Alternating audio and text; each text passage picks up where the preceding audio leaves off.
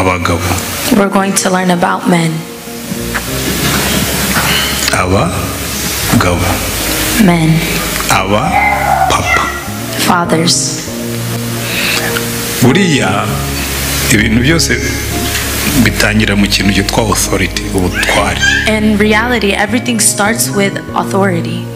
Ikibazo rero dufite muri kino gihe, So the problem that we have in this time, mu ngo zacu habuze authority. our families, there's no authority in them. Ntibibuza ko abana bashobora no kukunanira, It's not that the children are hard on you, ariko ntabwo bigira uburemere nk'ubwiyo watereye ukarekera.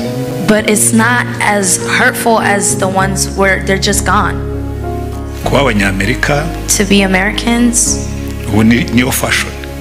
that's my title that I have. Abana baraza bakumva nyine genda umunyamerika. Children come and they're like, yeah, I'm American. Fine, njye ntabwo naze kuba umunyamerika. I'm not saying that you can't be American, Ariko wibuke aho wavuye. but remember where you came from.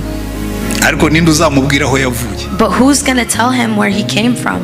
Bigira imbaraga iyo bivuye kuri papa. It has power and authority when it comes from the Father. Uzitegereza urebe ahantu hose Bibiliya ivuga ngo mwigishe abantu, usanga Imana ibwira abapapa. Look at the Bible. A lot of times it tells the fathers. N'imivumo, Even curses, nawe ngo nzahora abana gukiranirwa. it says, I'm not going to let my righteous children. Nzahora abana will punish the children for the unrighteousness. I will punish the children for their father's unrighteousness Yabase. of their fathers. Base bari he? Where are their fathers? Turi he? Where are we? Aho ngaho ni nacyo kibazo ku isi, n'aba b'abazungu niho ikibazo kiri. And that's where the problem starts, even the fathers here.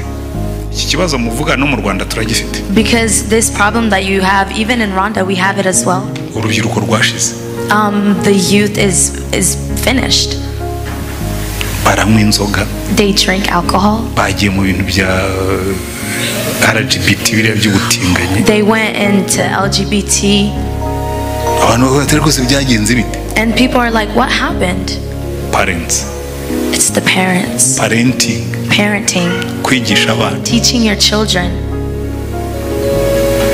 We are investing for our children, not in our children. Turimo turashugurikira abana, ariko ntacyo tubashugurikamo. We're investing for our children, but not for in the children. Aho rero niho ikibazo kiri.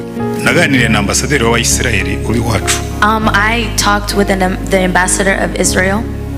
Nge ngira amatsiko yo kumenya impamvu abayahudi baba abantu bona bihariye. So sometimes I get curious of why the Jews see themselves as that.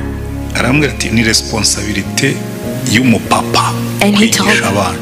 And he told me it's the responsibility of the father to teach the children. Kabigisha Torah. And he teaches them the Torah. Bakamubaza ibibazo. And they ask the questions. Yaba adahari mama wabo akabikora. And if he's not there, the mother does that. Arambwira ati ariko kuki mbona abana banyu muticarana nabo? And they're like, why don't you sit with your children? Ati iyo ngiye mu miryango yanyu abana murabirukana. When I see that when you go into families, you chase the children away. Ati twebwe iyo abashyitsi baje abana bicarana n'abakuru. It's that us, when the guest comes, the children sit with them, the older people. Ati bituma abana bamenya abakuru n'abakuru bakamenya abana. And it teaches the children to know the elders and the elders to know the children. And I said, over us on our side, it's not easy. Isn't that right? But give them time. Give them that time.